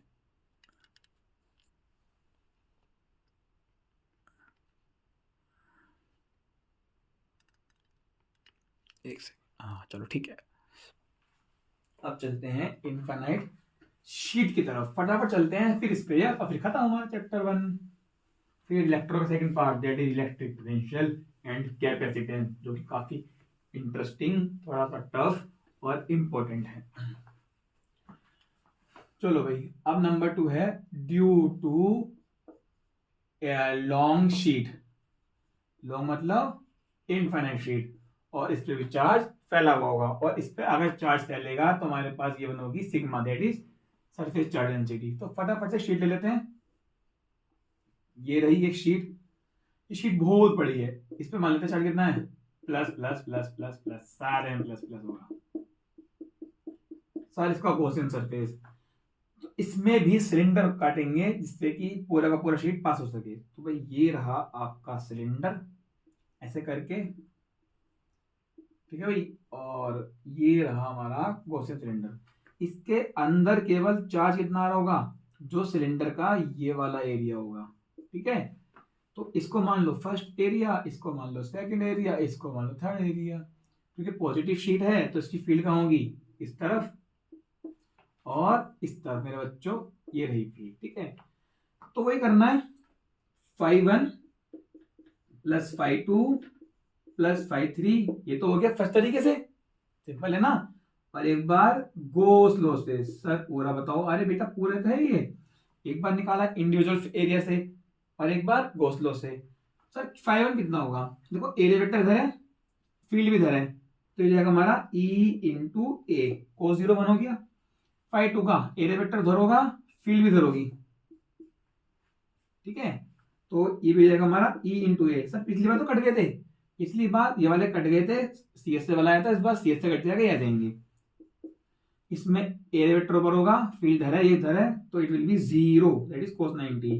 अंदर चार्ज कितना होगा सर, सिग्मा क्या होता है, चार्ज अपॉन एरिया, तो Q will be sigma into A. तो सिग्मा इंटू ए मेरे बच्चों अपॉन एप्सिलॉन नॉट। तो ये हो गया हमारा 2E, 2EA equals to sigma A upon epsilon naught. जरा ध्यान से देखो, ये वाला एरिया और ये वाला एरिया और ये वाला एरिया, ये तीनों एरिया सेम है। जो क्यू इनसाइड है वो क्यू इनसाइड इसका है, इसका कि छोटे से एलिमेंट में कितना चार्ज है, और जो ये वाला एरिया वो ये वाला है, तो तीनों सेम ही तो है। इसका मतलब ए से कट जाएगा और आपका बच्चों इलेक्ट्रिक फील्ड आ गई सिग्मा अपॉन 2 एप्सिलॉन नॉट। और ध्यान से देखो इसके अंदर आर नहीं है, इसका मतलब ये डिस्टेंस पे डिपेंड नहीं करता है, it is independent of distance. इसका मतलब इनफिनिट शीट के आसपास फील्ड यूनिफॉर्म होती है, ठीक है। अब इसमें एक इंपॉर्टेंट पॉइंट जो आपको याद रखना है, अगर दो शीट हुई मेरे पास, अगर मेरे पास दो शीट हुई तो दो sheet positive positive positive positive positive positive, इनके बीच में फील्ड निकलवा सकते हैं, इनके बाद में निकलवा सकते हैं। तो अगर दोनों पॉजिटिव ना मान के एक नेगेटिव मान लें तो देखो यहाँ पर एक पॉइंट, यहाँ पर एक पॉइंट, यहाँ पर एक पॉइंट, तो इसके बीच में तो जाएगी फील्ड पॉजिटिव की अवे, नेगेटिव की टूवर्ड्स, तो जुड़ के sigma upon 2 epsilon naught, sigma upon 2 epsilon naught, it will be 2 sigma upon 2 epsilon naught and it will be sigma upon epsilon naught. ये यूज होगा हमारा कैपेसिटर के अंदर, electric field due to two infinite sheet between them for equal and opposite charge densities plus sigma minus sigma, क्या आएगा sigma upon epsilon not. यहाँ निकालोगे तो पॉजिटिव की अवे, नेगेटिव की टूवर्ड्स, तो ये आ जाएगी हमारी बच्चों जीरो। यहाँ निकालोगे नेगेटिव की टूवर्ड्स, पॉजिटिव की अवे, तो क्या आ जाएगी electric field zero. Sigma upon epsilon not minus sigma upon epsilon not, that will give you zero. और अगर ये दोनों सेम चार्ज की होती, प्लस प्लस या माइनस माइनस, तो अंदर फील्ड जीरो आती और लेफ्ट और राइट में field sigma upon epsilon not आती। दैट्स इट, ठीक है। चलो अब चलते हैं, लास्ट वन इज स्पेयर। तो चलो बच्चों चलते हैं लास्ट पे, that is our spherical shell. और बेटा शेल तो इतनी इंपॉर्टेंट है, इस पे बोर्ड में एमसीक्यू, 2 नंबर में कॉन्सेप्चुअल क्वेश्चन, 3 नंबर में डेरिवेशन, सब कुछ पॉसिबल है, ठीक है। चलो भाई, last one is last topic of this chapter, due to conducting shell, due to conducting shell, ठीक है। ये स्फेरिकल शेल बेसिकली, ठीक है। कंडक्टिंग हो या नॉन कंडक्टिंग हो, दोनों से ही बात बन जाएगी, ठीक है। तो दोनों की सेम बात बनेगी, कंडक्टिंग लिख लो या स्फेरिकल लिख लो, मतलब स्फेरिकल में कंडक्टिंग हो सकती है और नॉन कंडक्टिंग हो सकती है, मतलब चार्ज फ्लो ना हो। तो देखो भाई, ये रही हमारी एक छोटी सी स्फेरिकल शेल, रेडियस कितना है इसका, कैपिटल आर, 4। अब देखो क्योंकि स्फेरिकल है और अंदर से होलो है, तो पूरा का पूरा चार्ज सरफेस पे होगा, कितना मान लूं, क्यू। अगर ये अंदर से भरी हुई हो जाए तो चार्ज अंदर भी हो सकता है, बट अगर कंडक्टिंग हुई तो कंडक्टिंग की कहानी क्या है, अगर कंडक्टिंग वर्ड आ गया तो चार्ज सरफेस पे होना है, चाहे वो होलो हो चाहे वो सॉलिड हो। अगर कंडक्टिंग हुई, चाहे होलो हो चाहे सॉलिड हो, चार्ज भारी रहेगा। और अगर नॉन कंडक्टिंग हुई होलो, तो चार्ज भारी रहेगा, अंदर स्पेस ही नहीं है, वॉल्यूम ही नहीं है अंदर, है ना। बट अगर नॉन कंडक्टिंग हुई और सॉलिड हुई तो अंदर भी चार्ज होता है, वो हमारे सिलेबस में नहीं है, ठीक है। इसका मतलब hollow, conducting plus non conducting and solid conducting, तीनों के लिए सेम डेरिवेशन, ठीक है। अब यार इसमें 3 केस बनते हैं, इसमें 3 केस बनते हैं, एक आउटसाइड पॉइंट, एक इनसाइड पॉइंट और सरफेस। अब वो जो पॉइंट जहां पर फील्ड निकालनी है उसको डिस्टेंस को बोलते हैं स्मॉल आर। तो आउटसाइड कई बार नहीं लिखा होता है, लिखा होता है कि इलेक्ट्रिक फील्ड निकालो due to shell at R is less than greater than R, मतलब आर की वैल्यू बड़े आर से ज्यादा है। इसका मतलब ये होगा कि जो डिस्टेंस है वो रेडियस से ज्यादा है, इसका मतलब बाहर होगा पक्का। तो मान लेते हैं वो पी पॉइंट यहाँ पर है, इस पे क्या निकालनी है आपको, फील्ड निकालनी है, डिस्टेंस कितना है आर, तो गॉस लॉ लगाना है। तो क्या करना है, बस सिंपल, गॉसियन सरफेस। बच्चों ये रहा गॉसियन सरफेस, क्या बनेगा, स्फेरिकल स्फीयर बनेगा। और इस स्फीयर की रेडियस कितनी है, स्मॉल आर। यहाँ पर छोटा सा एरिया वेक्टर काट लो मेरे बच्चों, छोटा सा एरिया वेक्टर, क्यों काट लिया, छोटा काटो बड़ा काटो एक ही बात है ना, कि बेटा एरिया वेक्टर इसलिए काटा है जिससे कि इलेक्ट्रिक फील्ड निकाल सको फ्लक्स वाले फॉर्मूले से, ठीक है। तो देखो यहाँ पर एक ही सरफेस है, आउटवर्ड आउटवर्ड, क्या करोगे, एक बार निकालोगे फ्लक्स, कौन से से, ई डॉट ए, क्योंकि छोटा एलिमेंट काटा है तो it will be E D A dot, और क्योंकि फील्ड छोटे एलिमेंट के लिए है तो इट विल बी इंटीग्रेशन, ठीक है। अब इनकी में कितना होगा, पॉजिटिव की फील्ड बाहर होगी, एरिया वेक्टर भी बाहर है, तो it will be E D A cos zero.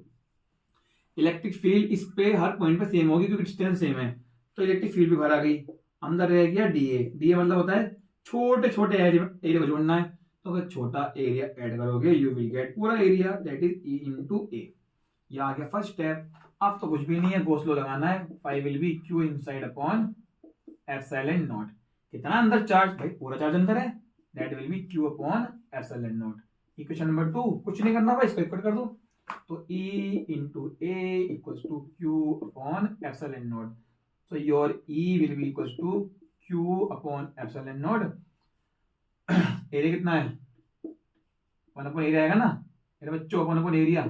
Area कितना है इसका, ये एरिया किसका है, सर ये एरिया है ई ए फ्लक्स का, एरिया को जीरो इसका है, इसका मतलब है छोटा आर। तो it will be Q upon Q upon epsilon naught into 1/4 pi R square. Square का एरिया होता है 4 पाई आर स्क्वायर। तो ध्यान से देखो ये हो गया 1/4 पाई एप्सिलॉन नॉट और क्यू अपॉन आर स्क्वायर। ध्यान से देखो 4 एप्सिलॉन नॉट। तो यार ये तो सर इलेक्ट्रिक फील्ड में पढ़ चुके हैं, के क्यू बाई आर स्क्वायर, के क्यू बाई आर स्क्वायर। इसका मतलब ये हुआ, इट मीन्स कि अगर आप किसी स्फेरिकल शेल से r डिस्टेंस दूर खड़े हो तो उसका चार्ज ऐसा बिहेव करेगा कि वो पॉइंट चार्ज है। The whole charge will behave like a point charge, ठीक है, it will behaving like a point charge, मतलब पॉइंट चार्ज की तरह इसको बिहेव ये कर रहा है, ठीक है। चलो अब अगर बात सरफेस पर आई, सरफेस पे निकालना ही नहीं है, just put small r equals to capital R। तो ये तो हो गया आउटसाइड। अगर पूछ ले आप सरफेस पे, तो सरफेस पे हो जाएगा हमारा मेरे बच्चों, सरफेस पे हो जाएगा आपका सिंपल के क्यू बड़ा आर का स्क्वायर। अच्छा इसकी एक फॉर्म और प्रूव करने के लिए बोल देते हैं इनसाइड वाले की, सॉरी आउटसाइड वाले की। अगर मैं यहां से 1/4 पाई एप्सिलॉन लिख रहा हूं और इंटू क्यू लिख रहा हूं अपॉन में आर स्क्वायर, तो यार इस चार्ज की वैल्यू निकल सकती है सिग्मा वाले से। हाँ सिग्मा क्या होता है, चार्ज अपॉन एरिया। चार्ज कितना हो जाएगा, सिग्मा इंटू एरिया। तो सिग्मा इंटू एरिया, एरिया वो स्पेयर का, बट इस बार स्पेयर अंदर वाला है, तो it will be 4 pi R square. तो 4 पाई कट जाएगा मेरे बच्चों, क्या जाएगा सिग्मा अपॉन एप्सिलॉन नॉट बड़ा आर स्क्वायर अपॉन छोटा आर स्क्वायर। ये आ जाएगी एक और फॉर्म इलेक्ट्रिक फील्ड के आउटसाइड पॉइंट के लिए। मे भी आपको ये प्रूव करने के लिए बोल दे तो आप इसमें फंस मत जाना, इसको प्रूव कर देना, ठीक है। चलो अब रहता है हमारा inside point, second inside point की अंदर इलेक्ट्रिक फील्ड कितनी होगी, अंदर मतलब आर की वैल्यू कैपिटल आर से कम, तभी बैठेगा अंदर पॉइंट। दिख रहा ना आपको वाला पॉइंट, ठीक है। तो देखो इनसाइड में क्या होने वाला है, आप फिर से वो स्पेयर लोगे, ये रहा हमारा स्पेयर। एक काम करते हैं इसको रफ कर लेते हैं ना, चलो आप इसको करो और इसको रफ करके इधर ही बनाते हैं लेफ्ट में, ठीक है बच्चों। हाँ तो मैं इसको ही रफ कर देता हूं, ठीक है। ये लो भाई मैंने इसको रफ कर दिया है और यहां ले लेते हैं इनसाइड पॉइंट, ठीक है। देखो number 2 is inside, that is r is less then capital R। तो भाई यहां मान लो ये रहा पॉइंट, ये रहा r। Step 1, yes very good, that is Gaussian surface.